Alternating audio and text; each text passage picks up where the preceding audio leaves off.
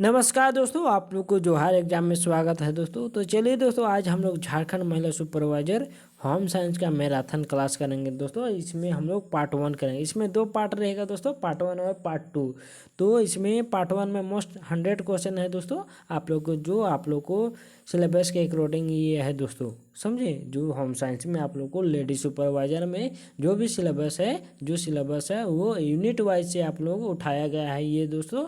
ये MCQ जो आप लोग को लेडी सुपरवाइजर एग्जाम में होम साइंस के लिए ये रामबाण की तरह ये साबित होगा दोस्तों। तो चलिए दोस्तों, हम लोग क्वेश्चन की ओर बढ़ते हैं। आई होप आप लोग का लेडी सुपरवाइजर का तैयारी अच्छे से चल रहा होगा दोस्तों, और अपना तैयारी 100% लगाइए दोस्तों, और अपना लेडी सुपरवाइजर में एक सीट पक्का कीजिए दोस्तों। तो चलिए हम लोग क्वेश्चन की ओर बढ़ते हैं दोस्तों। देखिए क्या है दोस्तों, फर्स्ट क्वेश्चन में भोजन के कौन से कार्य नहीं होते। तो भोजन के कौन से कार्य नहीं होते, शारीरिक, मनोवैज्ञानिक, सामाजिक या जैविक। तो कौन से कार्य नहीं होते हैं दोस्तों, तो जैविक कार्य होते हैं। जबकि शारीरिक, मनोवैज्ञानिक और सामाजिक ये सभी कार्य होते हैं। इसमें कौन सा नहीं होता, तो जैविक। आगे देखिए,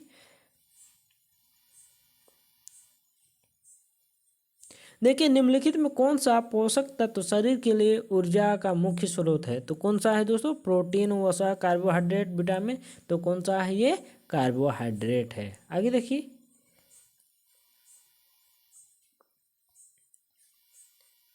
इसमें देखिए तीसरा नंबर प्रश्न में क्या है कि विटामिन सी की कमी से कौन सा रोग होता है। तो कौन सा को रोग होता है दोस्तों, तो ये आप लोग को स्कर्वी होता है। आगे देखिए, देखिए विटामिन, किस विटामिन को सूर्य का विटामिन कहा जाता है। तो ये आप लोग को पता होगा दोस्तों, तो विटामिन डी को कहा जाता है। देखिए प्रोटीन का मुख्य कार्य क्या है दोस्तों, तो प्रोटीन का मुख्य क्या कार्य है, ऊर्जा प्रदान करना, शरीर निर्माण और मरम्मत, वसा का भंडारण। तो देखिए दोस्तों, इसका राइट आंसर क्या हो जाएगा, शरीर का निर्माण और मरम्मत हो जाएगा। आगे देखिए, देखिए आयोडीन की कमी से कौन सा रोग हो सकता है। तो कौन सा रोग हो सकता है दोस्तों, डायबिटीज़, थायराइड हो सकता है, गर्भावस्था की समस्या, हड्डियों का कमज़ोर होना। तो इसका राइट आंसर क्या हो जाएगा, तो थायराइड हो जाएगा। आगे देखिए, वसा में कौन सा विटामिन घुलनशील है। तो कौन सा विटामिन घुलनशील है दोस्तों वसा में, तो विटामिन सी, बी, के और नहीं, विटामिन सी, बी, ए और के। तो कौन सा विटामिन है दोस्तों जो घुलनशील है वसा में, तो ये विटामिन ए है। आगे देखिए,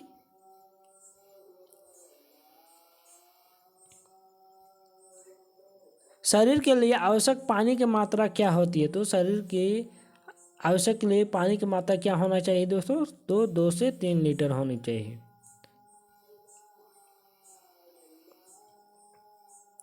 देखिए कौन सा खनिज रक्त में ऑक्सीजन का परिवहन करता है। तो कौन करता है दोस्तों, कैल्शियम, आयरन, सोडियम, पोटेशियम। तो कौन करता है दोस्तों, तो ये कौन सा, तो आयरन।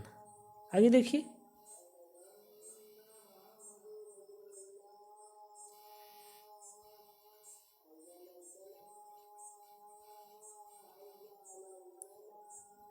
देखिए कौन सा पोषक तत्व शरीर के तापमान को नियंत्रित करने में मदद करता है दोस्तों, कार्बोहाइड्रेट, प्रोटीन, पानी, वसा। तो कौन करता है दोस्तों, तो पानी नियंत्रण करने में मदद करता है दोस्तों।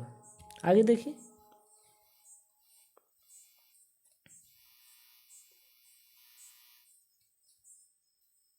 देखिए हमारे शरीर में ऊर्जा उत्पादन के लिए कौन सा प्राथमिक स्रोत है। कौन सा है, प्रोटीन, कार्बोहाइड्रेट, लिपिड या फाइबर। तो कौन सा है दोस्तों, तो ये कार्बोहाइड्रेट है। कौन सा है, कार्बोहाइड्रेट।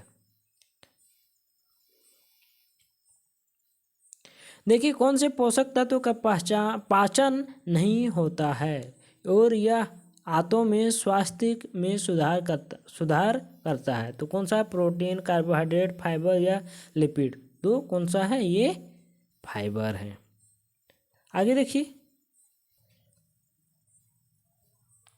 अब देखिए निम्नलिखित में कौन सा लिपिड का एक प्रकार है जो दिल के लिए हानिकारक माना जाता है। कौन सा है दोस्तों, तो देखिए ट्राइग्लिसराइड है या HDL है या LDL है या तो फॉस्फोलिपिड है। तो कौन सा है दोस्तों? तो इसका राइट आंसर LDL है। आगे देखिए, मांसपेशियों के निर्माण के लिए किस पोषक तत्व की आवश्यक होती है? तो किस पोषक तत्व की आवश्यकता होती है? Carbohydrate, fibre, protein, lipid. तो किस पोषक तत्व की आवश्यकता होती है? तो ये होती है प्रोटीन की। आगे देखिए कौन सा पोषक तत्व शरीर की शीतलता प्रदान करता है जो नहीं है और तापमान को नियंत्रित करता है? तो कौन करता है दोस्तों? ये प्रोटीन, कार्बोहाइड्रेट, पानी, लिपिड। तो कौन करता है दोस्तों? तो ये पानी करता है।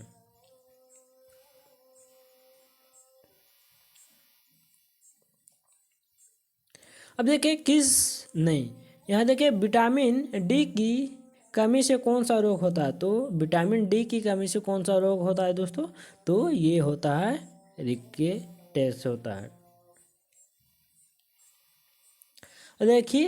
अब देखिए क्या है कि कौन सा विटामिन त्वचा को स्वस्थ रखने और दृष्टि में सुधार के लिए आवश्यक होता है? तो कौन सा होता है दोस्तों? विटामिन ए, विटामिन डी या विटामिन ई या विटामिन के। तो कौन सा होता है दोस्तों? विटामिन ए होता है दोस्तों, जो त्वचा को स्वस्थ रखने और दृष्टि में सुधार के लिए आवश्यक होता है दोस्तों, ये विटामिन ए। आगे देखिए, क्या कि रक्त का थक्का जमने में कौन सा विटामिन महत्वपूर्ण भूमिका निभाता है? तो कौन सा विटामिन है दोस्तों? तो ये विटामिन के है। देखिए एंटीऑक्सीडेंट के रूप में कार्य करने वाला प्रमुख विटामिन कौन सा है? तो कौन सा है दोस्तों? विटामिन ए, डी, ई, के। तो कौन सा विटामिन है? तो ये विटामिन ई है। कौन सा है? विटामिन ई है। आगे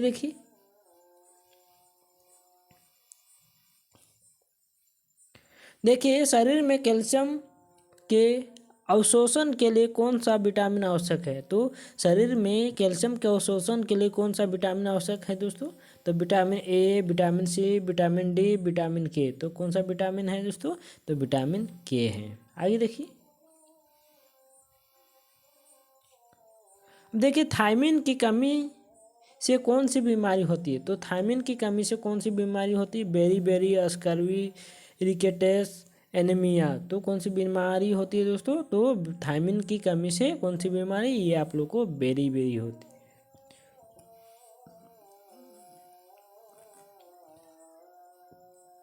देखिए निकोटीन एसिड का एक अन्य नाम क्या है? तो निकोटीन जो एसिड है उसका अन्य नाम क्या है? थायमिन, राइबोफ्लोविन, नाइसिन या पायरिडोक्सिन। तो कौन सा नाम है दोस्तों? तो नाइसिन है। निकोटीन एसिड का अन्य नाम क्या है? तो ये नाइसिन है। आगे देखिए कौन सा विटामिन फोलिक एसिड के साथ मिलकर लाल रक्त कोशिकाओं के निर्माण में सहायता करता है? तो कौन सा विटामिन है? Vitamin B12, vitamin C, riboflavin, thiamine. तो कौन सा विटामिन है दोस्तों? तो विटामिन 12 है। देखिए विटामिन सी की कमी से कौन सा रोग होता है? तो विटामिन सी की कमी से कौन सा रोग होता है?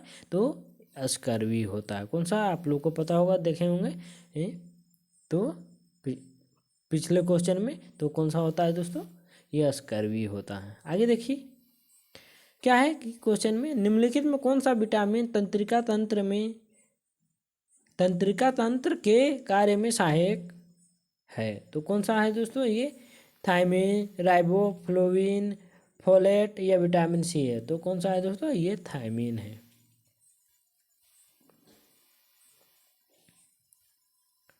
देखिए किस खनिज की कमी से हड्डियों का विकास रुक जाता है? तो किस खनिज की कमी से? फास्फोरस, कैल्शियम, आयरन या जिंक। तो किसकी कमी से दोस्तों? ये कैल्शियम की कमी से। देखिए आयरन की कमी से कौन सी बीमारी हो सकती है? तो आयरन की कमी से कौन सी बीमारी हो सकती है? रिकेट्स, गोइटर, एनीमिया या बेरी। तो कौन सी बीमारी हो सकता है दोस्तों? तो एनीमिया हो सकता है आयरन की कमी से।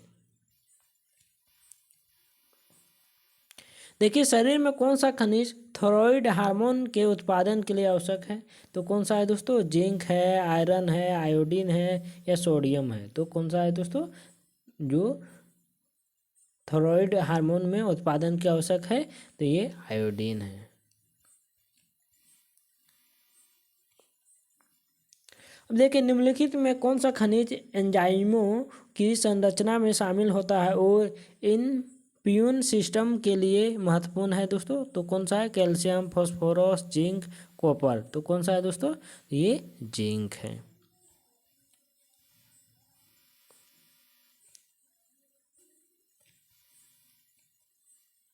देखिए निम्नलिखित में कौन सा खनिज शरीर में तरल पदार्थ और इलेक्ट्रोलाइट संतुलन बनाए रखने के में मदद करता है? तो कौन करता है दोस्तों? सोडियम, आयरन, कैल्शियम या जिंक। तो कौन करता है दोस्तों? तो ये सोडियम करता है।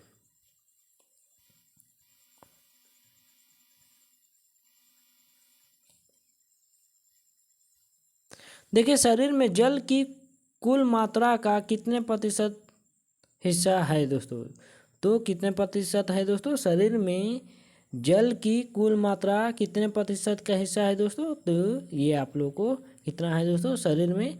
तो 50 से 60 के बीच में। आगे देखिए सूखी विधि में कौन सा खाना पकाने का तरीका अच्छा होता है दोस्तों? तो सूखी विधि में कौन सा खाना पकाने का अच्छा तरीका होता है? उबालना, भाप देना, सेकना या उबाल में पकाना। तो क्या होगा दोस्तों कि सूखी विधि में कौन सा खाना पकाने तरीका अच्छा होता है? तो ये आप लोग को सेकना होता है दोस्तों। जबकि उसमें सूखा हमको उबालना, हमको सूखा बोला, उबालना तो नहीं है दोस्तों, वो सूखा नहीं, वो गीली ही हो जाएगी। भाप देना ये भी गलत हो जाएगा। उबाल में पकाना ये भी गलत। क्या हो जाएगा? इसका सेकना हो जाएगा।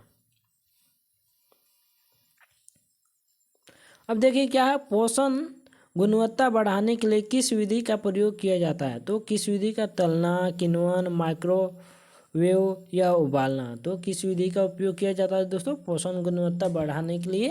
तो ये आप लोग को किण्वन विधि का प्रयोग करते हैं।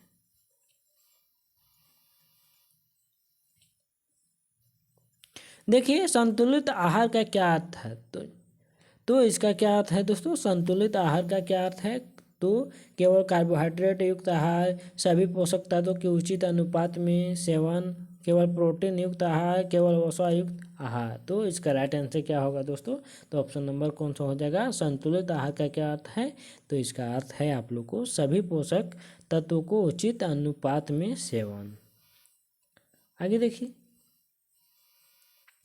किस प्रकार का खाना पकाने से सबसे अधिक पोषक तत्वों का नुकसान होता है? तो किस प्रकार का खाना पकाने से सबसे अधिक पोषक तत्वों का नुकसान होता है दोस्तों? तो भाप में पकाना, माइक्रोवेव करना, तलना या सेकना।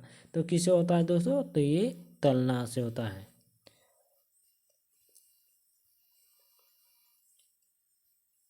अब देखिए भोजन में आयरन की मात्रा बढ़ाने के लिए किस विधि का प्रयोग किया जाता है? तो भोजन में आयरन की मात्रा बढ़ाने के लिए किस विधि का प्रयोग किया जाता है? जमावट, किण्वन, सुदृढ़ीकरण या अनुकरण। तो किस विधि का प्रयोग किया जाता है? तो इसमें सुदृढ़ीकरण किया जाता है।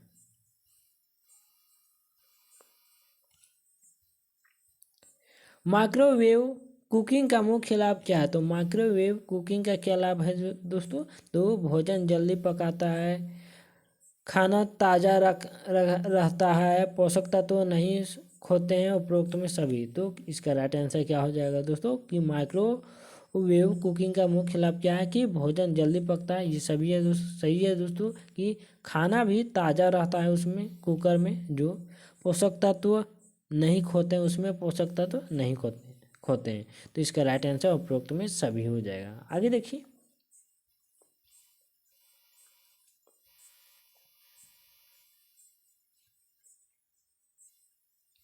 क्या है कि अनाज को किस प्रकार नहीं किस प्रक्रिया द्वारा अंकुरित किया जा सकता है? तो अनाज को किस प्रकार नहीं किस प्रक्रिया द्वारा अंकुरित किया जा सकता है? तो देखिए उबालना होगा, भुनना होगा, सोखना और अंकुरन या तलना। तो अनाज को किस प्रक्रिया द्वारा हम लोग अंकुरित किया जा सकता है दोस्तों? तो सोखना और अंकुरन के माध्यम से हम लोग अनाज को अंकुरित कर सकते हैं।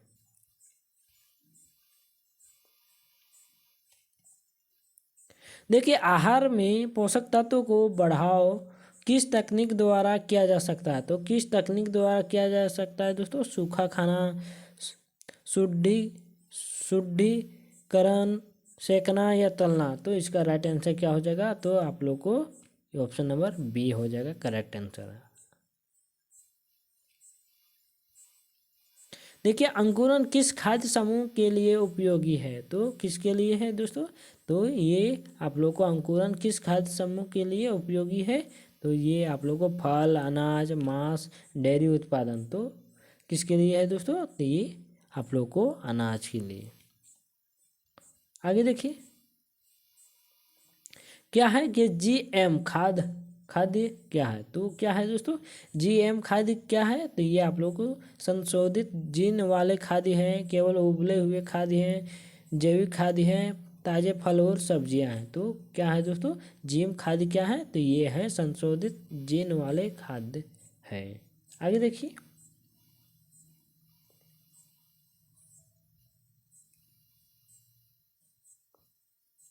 देखिए, तलने से भोजन में कौन सा परिवर्तन होता है? तो तलने से भोजन में कौन सा परिवर्तन होता है? वसा की मात्रा बढ़ जाती है, प्रोटीन की मात्रा बढ़ जाती है, कार्बोहाइड्रेट की मात्रा बढ़ जाती है, विटामिन की मात्रा बढ़ जाती है। तो क्या होगा दोस्तों? तलने से भोजन में कौन सा परिवर्तन हो सकता है? इसमें आप लोग को वसा की मात्रा बढ़ जाती है। तो इसका right answer option number A हो जाएगा करेक्ट। आगे देखिए,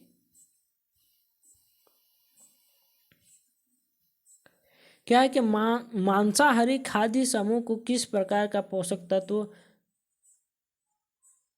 पोषक पोषण है दोस्तों? पोषण मुख्य रूप से मिलता है। तो मांसाहारी खाद्य समूह को किस प्रकार का पोषण मुख्य रूप से मिलता है? तो कार्बोहाइड्रेट, प्रोटीन, फाइबर, वसा। तो किस प्रकार मिलता है दोस्तों? किस रूप में? तो ये आप लोगों को मिलता है प्रोटीन रूप में। देखिए, किस विधि से भोजन में सबसे अधिक पोषक तत्व सुरक्षित रहते हैं? तो किस विधि से दोस्तों? तो तलना, उबालना, भाप में पकाना या भूनना। तो किस में रहता है दोस्तों सबसे सुरक्षित? तो भाप में पकाना।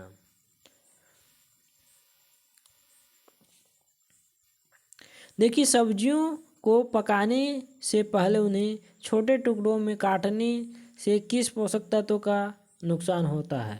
तो किस पोषक तत्व का नुकसान होता है दोस्तों? प्रोटीन का, विटामिन सी का, कार्बोहाइड्रेट का या वसा का। तो किसका नुकसान होता है दोस्तों? तो विटामिन सी का नुकसान होता है। देखिए, दालों का चयन करते समय क्या ध्यान रखना चाहिए? तो दालों का चयन करते समय क्या ध्यान रखना चाहिए? रंग, टूटे हुए दाने, नमी या उपरोक्त में सभी। तो क्या ध्यान रखना चाहिए दोस्तों? रंग भी, टूटे हुए दाने और नमी भी। तो इसका राइट आंसर क्या हो जाएगा? उपरोक्त में सभी हो जाएगा। देखिए, निम्नलिखित में कौन सा भोजन समूह प्रोटीन का प्रमुख स्रोत है? तो निम्नलिखित में कौन सा भोजन का समूह है जो प्रोटीन का प्रमुख स्रोत है दोस्तों? अनाज है, दालें हैं, फल है या तेल है। तो कौन सा है दोस्तों? तो ये दालें हैं।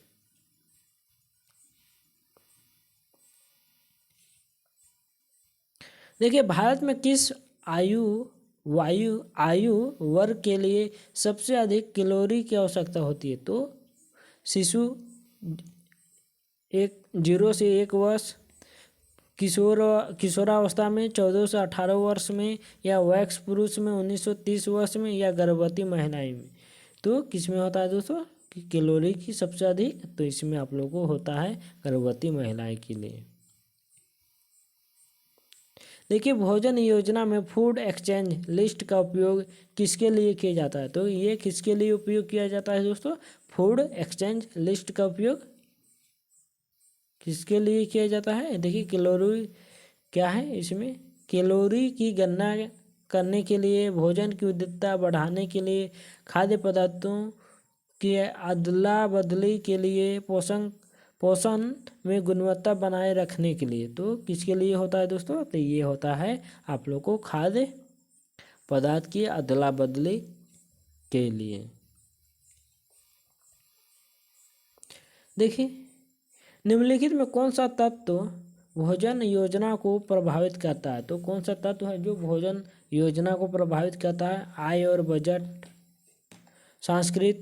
सांस्कृतिक मान्यता, व्यक्तिगत स्वाद, उपरोक्त में सभी। तो इसका राइट आंसर क्या हो जाएगा दोस्तों? उपरोक्त में सभी हो जाएगा।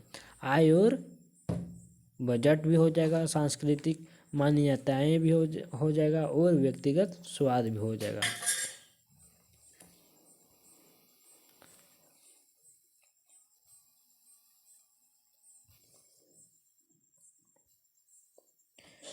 देखिए दोस्तों, पोषक तत्वों की आवश्यकता का आकलन करने के लिए एक विधि कौन सी है? तो कौन सी विधि है दोस्तों? जैव रासायनिक विश्लेषण, भोजन फ्रीक्वेंसी प्रश्नावली, शरीर द्रव्यमान सूचकांक, डाइटरी सर्वे। तो ये कौन सा है दोस्तों? जो पोषक तत्वों की आवश्यकताओं का आकलन के लिए कौन सी विधि है? तो ये है आप लोग को जैव रासायनिक विश्लेषण है। आगे देखिए, क्या आगे भारतीय संदर्भ में गर्भवती महिलाओं के लिए अनुशंसित प्रोटीन आवश्यकता कितनी होती है? तो कितनी होती है दोस्तों? 46 ग्राम प्रतिदिन, 55 ग्राम प्रतिदिन, 60 ग्राम प्रतिदिन या 78 ग्राम प्रतिदिन। तो इसका राइट आंसर क्या हो जाएगा? 60 ग्राम प्रतिदिन।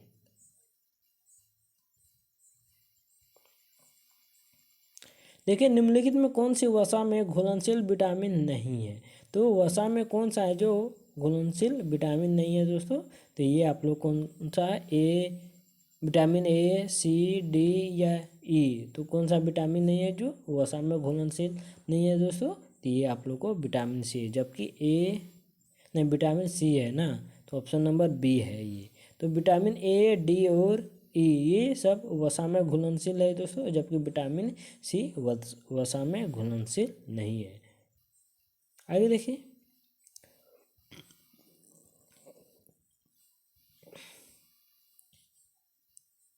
देखिए, मिड डे मील कार्यक्रम का मुख्य उद्देश्य क्या है? तो मिड डे जो मील है होता है स्कूल में, उसमें कार्यक्रम का मुख्य उद्देश्य क्या है दोस्तों उसका?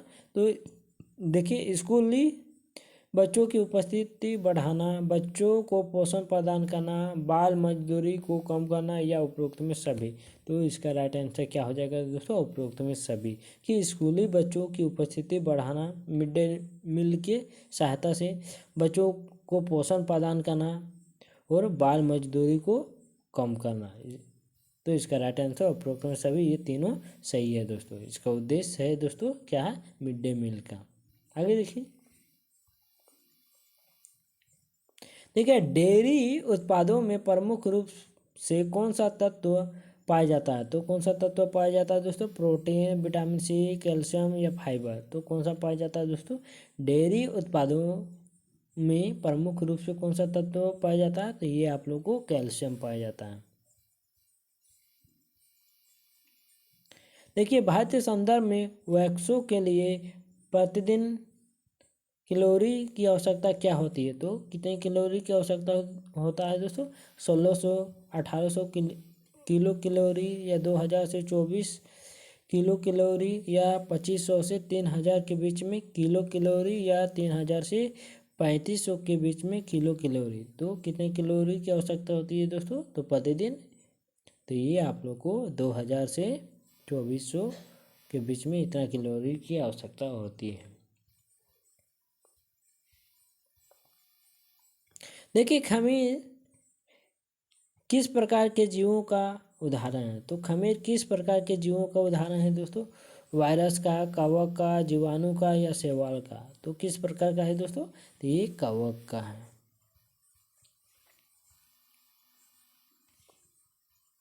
देखिए, खमीर किस प्रकार की स्थिति में वृद्धि करता है? तो किस प्रकार की स्थिति में वृद्धि करता है? उच्च तापमान, निम्न तापमान, अत्यधिक शुष्कता, नमी और गर्मी। तो इसका राइट आंसर कौन सा है? तो नमी और गर्मी हो जाएगा दोस्तों। खमीर किस प्रकार की स्थिति में वृद्धि करता है? तो नमी और गर्मी की स्थिति में वृद्धि करता है।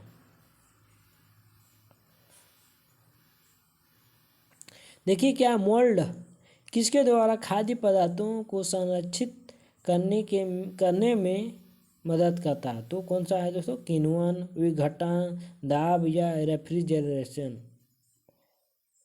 तो ये कौन सा हो जाएगा दोस्तों? इसका राइट आंसर तो किण्वन हो जाएगा। आगे देखिए,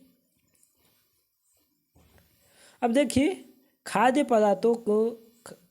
पदार्थों के सड़ने का कारण कौन सा सूक्ष्म जीव होता है? तो कौन सा होता है दोस्तों? जो भी खाद्य पदार्थों के सड़ने का कारण कौन सा सूक्ष्म जीव होता है? तो वायरस होता है, शैवाल होता है, जीवाणु होता है या प्रोटोजोआ होता है। तो कौन सा होता है? ये लोग को जीवाणु होता है। देखिए लैक्टिक एसिड बैक्टीरिया का मुख्य उपयोग किसमें होता है? तो जो भी लैक्टिक एसिड बैक्टीरिया का मुख्य उपयोग किसमें होता है दोस्तों? रोटी बनाने में, शराब बनाने में, दही जमाने में या जेम बनाने में। तो ये किसके लिए उपयोग होता है दोस्तों? लैक्टिक एसिड बैक्टीरिया, तो ये दही जमाने में। देखिए मोल्ड की वृद्धि के लिए किस तत्व की आवश्यकता होती है? तो मोल्ड की वृद्धि के लिए किस तत्व की आवश्यकता होता है? अम्लीय वातावरण, क्षारीय वातावरण, निष्क्रिय वातावरण या ठंडा वातावरण। तो इसका क्या हो जाएगा दोस्तों? कि मोल्ड की वृद्धि के लिए किस तत्व की आवश्यकता होती है? तो ये अम्लीय वातावरण होगा।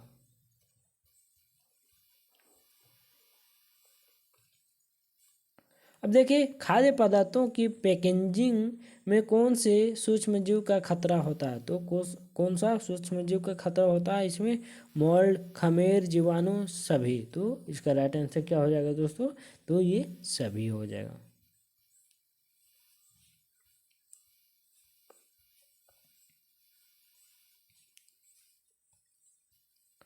अब देखिए खाद्य संरक्षण में एसिड का उपयोग किसके लिए किया जाता है? तो किसके लिए उपयोग किया जाता है दोस्तों? खाद्य स्वाद बढ़ाने के लिए या रंग बनाए रखने के लिए या सूक्ष्म जीवों को रोकने के लिए, भोजन को मीठा करने के लिए।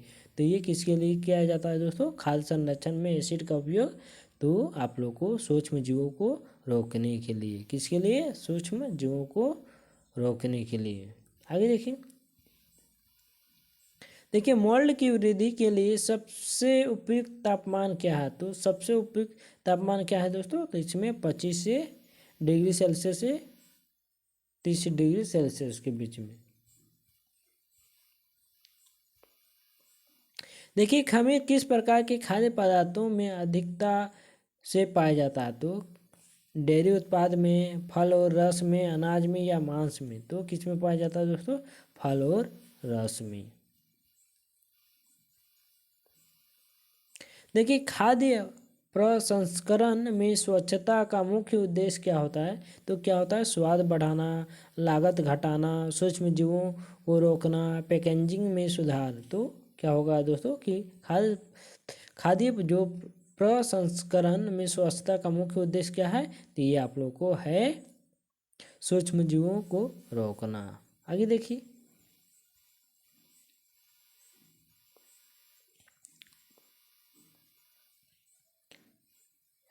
क्या कि खाद्य अपशिष्ट निपटान के लिए कौन सा तरीका सबसे अधिक होता है? तो कौन सा अधिक सबसे उपयुक्त होता है दोस्तों? ये खुले में फेंकना, जलाना, कंपोस्टिंग, समुद्र में। तो इसका राइट आंसर क्या हो जाएगा? कंपोस्टिंग हो जाएगा।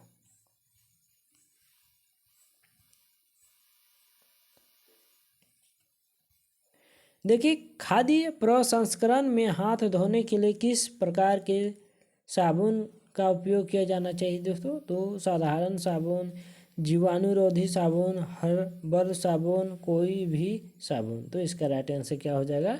तो इसमें जीवाणुरोधी साबुन हो जाएगा। आगे देखिए,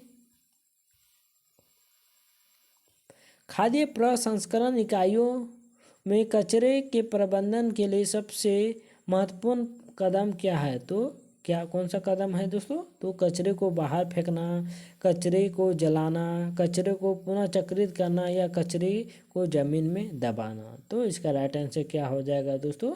तो ये हो जाएगा आप लोग को कचरे को पुनः चक्रित करना। आगे देखिए, शिशु और छोटे बच्चों को स्तनपान कराने के क्या लाभ है? तो क्या लाभ है दोस्तों?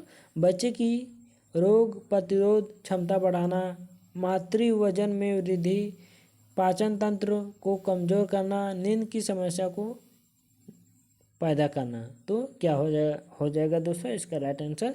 तो इसमें शिशु और छोटे बच्चों को स्तनपान कराने से क्या लाभ होगा? तो इसमें बच्चे क्या हो जाएंगे कि बच्चे की रोग प्रतिरोध जो क्षमता बढ़ाना। आगे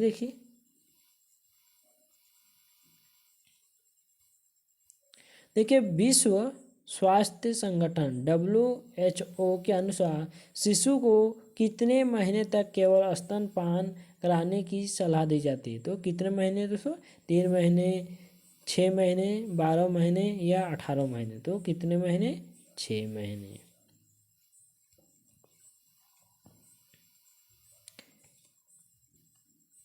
देखिए निम्नलिखित में कौन सा खाद्य पदार्थ जो 6 महीने से कम उम्र के शिशु के लिए उपयुक्त नहीं है? कौन सा है दोस्तों? स्तनपान, फॉर्मूला, मिल्क, शहद, पानी। तो कौन सा नहीं है दोस्तों? तो ये आप लोगों को शहद है। आगे देखिए, अब देखिए शिशु को ठोस आहार वेइंग कब शुरू करना चाहिए?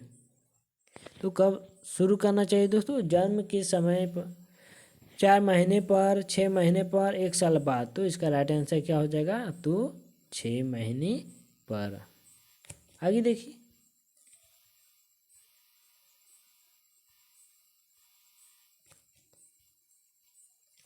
निम्नलिखित में कौन सा पोषक तत्व शिशु के मस्तिष्क विकास के लिए महत्वपूर्ण है? तो कौन सा है दोस्तों? Calcium, iron, vitamin C, carbohydrate. तो कौन सा है दोस्तों? महत्वपूर्ण है जो मस्तिष्क विकास के लिए महत्वपूर्ण है दोस्तों। कौन सा है पोषक तत्व? तो ये आप लोग को आयरन है।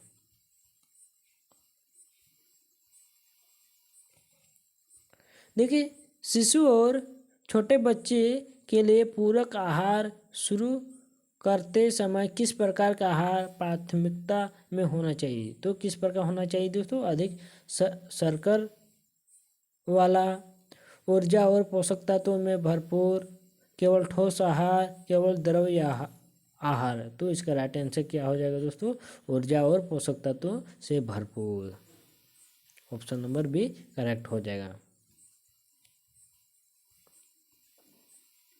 देखिए किस प्रकार का दूध 1 वर्ष से कम उम्र के शिशु को नहीं दिया जाना चाहिए? तो स्तनपान हो जाएगा, गाय का दूध, फॉर्मूला मिल्क या बकरी का दूध। तो कौन सा दूध दोस्तों? तो ये गाय का दूध।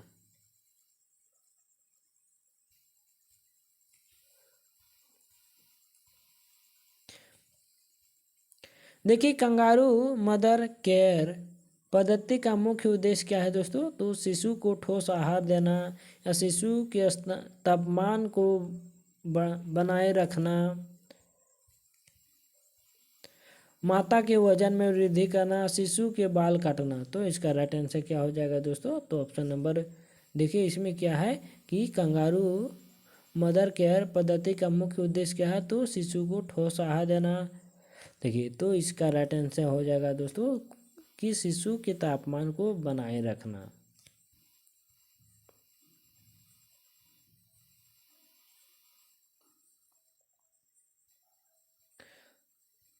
अब देखिए अल्प पोषण के अंतर्गत प्रोटीन, ऊर्जा, कुपोषण का सबसे अधिक सामान्य प्रकार कौन सा है? तो कौन सा है दोस्तों? काशी और कर है, पेलाग्रा है या स्कर्वी है या बेरी बेरी है? तो कौन सा है दोस्तों? ऑप्शन नंबर इसका ए करेक्ट हो जाएगा। आगे देखिए किस विटामिन की कमी के कारण रतौंधी होती है? तो कौन सा विटामिन के कारण दोस्तों ये होता है बीमारी?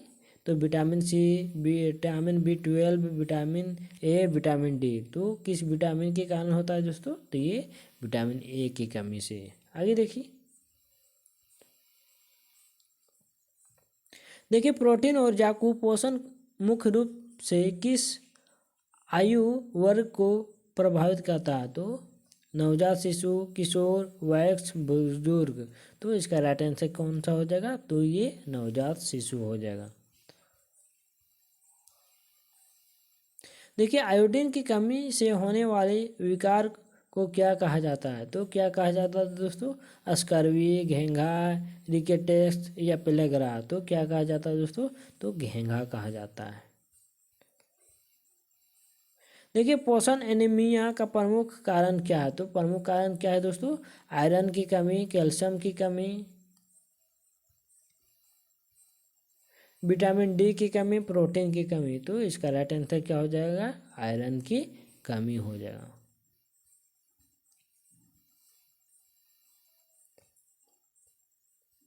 देखिए, मोटापा के लिए निम्नलिखित में कौन सा जोखिम कारक है? तो कौन सा जोखिम कारक है दोस्तों मोटापा के लिए? तो उच्च शारीरिक गतिविधि, असंतुलित आहार, पर्याप्त नींद, ताजे फलों का सेवन। तो क्या हो जाएगा दोस्तों? असंतुलित आहार की का। इसका right answer option number B हो जाएगा। आगे देखिए, मधुमेह की रोकथाम के लिए सबसे प्रभावी रणनीति क्या है? तो सबसे प्रभावी रणनीति क्या है दोस्तों मधुमेह के लिए? कि उच्च कार्बोहाइड्रेट आहार, नियमित व्यायाम, अत्यधिक नमक का सेवन, रात में अधिक भोजन करना। तो इसका राइट आंसर क्या हो जाएगा? नियमित व्यायाम हो जाएगा।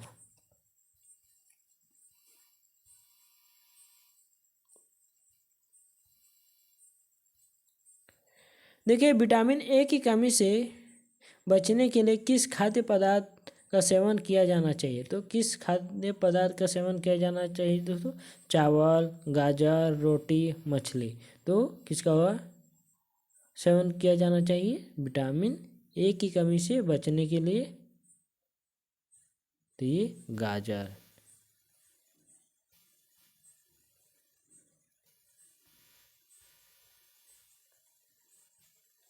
देखिए, फ्लोरोसिस मुख्यतः किस कारण से होता है? तो किस कारण से होता है दोस्तों? अत्यधिक आयोडीन, अत्यधिक कैल्शियम, अत्यधिक फ्लोराइड, अत्यधिक विटामिन सी। तो किसके लिए होता है दोस्तों? फ्लोरिस जो फ्लोरोसिस मुख्य रूप से किस कारण से होता है? तो ये अत्यधिक फ्लोराइड के कारण होता है।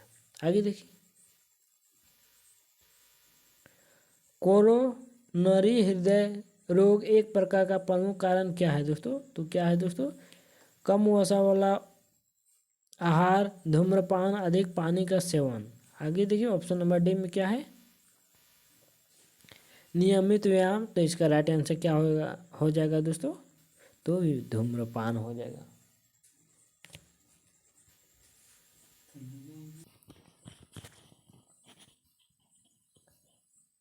अब देखिए, बच्चों में प्रोटीन ऊर्जा कुपोषण का लक्षण क्या है? तो क्या है दोस्तों? वजन का अधिक होना, ऊर्जाहीनता और थकान, अधिक ऊंचाई, मानसिक विकास में वृद्धि। तो इसका राइट आंसर क्या हो जाएगा? ऊर्जाहीनता और थकान हो जाएगा। आगे देखिए, आयरन की कमी से होने वाला रोग कौन सा है दोस्तों? तो ये देखिए, तो ये रिपीटेड क्वेश्चन है दोस्तों। चलिए, आप लोग की कोई बात नहीं, इससे आप लोग का रिवीजन होता है। तो ये कौन सा हो जाएगा दोस्तों? आयरन की कमी से होने वाला कौन सा रोग है? तो एनीमिया है।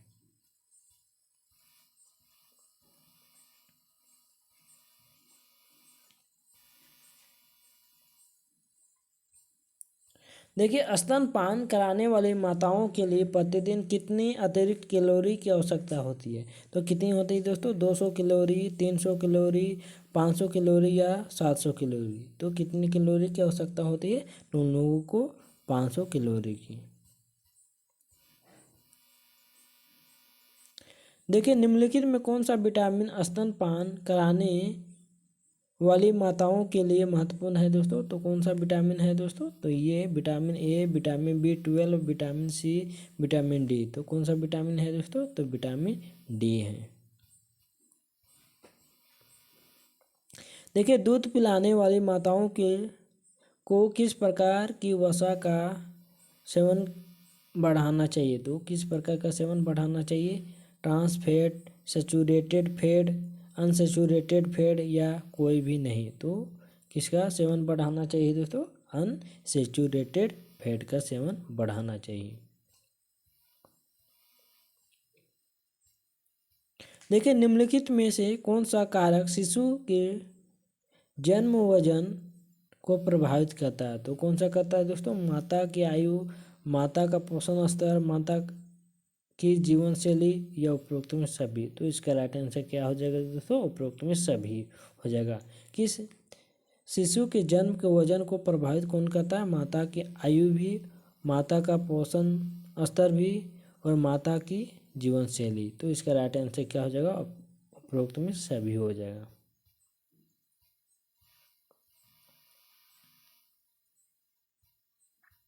देखिए, कम जन्म वजन के शिशुओं में निम्नलिखित में कौन सा स्वास्थ्य जोखिम अधिक होता है?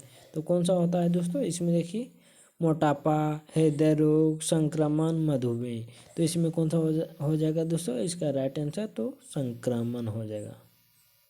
आगे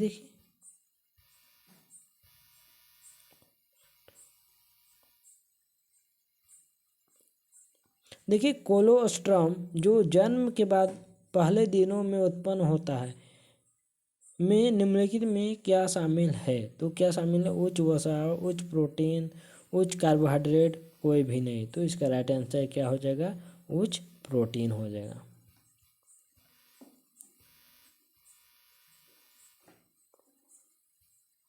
देखिए, स्तनपान कराने वाली माँ को दिन में कितने बार बच्चे को दूध पिलाना चाहिए? तो कितने बार दूध पिलाना चाहिए? 2 से 3 बार, 4 से 5 बार, 6 से 7 बार या माँ की मांग पर? तो इसका राइट आंसर क्या हो जाएगा? माँ की मांग पर।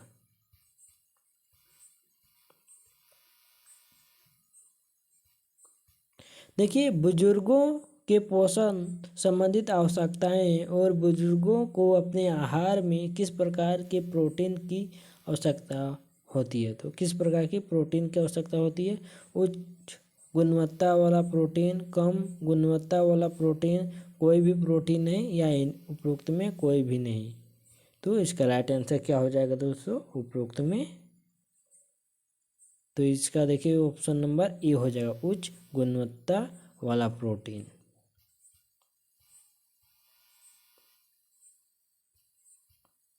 देखिए, बुजुर्गों में हड्डियों की मजबूती के लिए कौन सा खनिज आवश्यक है? तो कौन सा खनिज आवश्यक है दोस्तों? Iron, calcium, zinc, sodium. तो कौन सी खनिज क्या आवश्यक है दोस्तों? तो इसमें है कैल्शियम की। देखिए, स्तनपान परामर्श में निम्नलिखित में क्या शामिल होना चाहिए? तो क्या होना चाहिए शामिल दोस्तों? माँ के लिए भावनात्मक समर्थन, स्तनपान की तकनीकी, स्तनपान के लाभ, उपरोक्त में सभी। तो इसका राइट आंसर क्या हो जाएगा दोस्तों? स्तनपान परामर्श में निम्नलिखित में क्या शामिल होना चाहिए? तो इसमें माँ के लिए भावनात्मक समर्थन और स्तनपान की तकनीकें और स्तनपान के लाभ। तो इसका राइट आंसर ये उपरोक्त में सभी हो जाएगा। तो चलिए दोस्तों, आज के लिए हम लोग यहीं तक मिलते हैं, फिर मिलते हैं नेक्स्ट डे में। आप लोग ये पार्ट 1 था, हम लोग पार्ट 2 में फिर मिलते हैं। तो चलिए।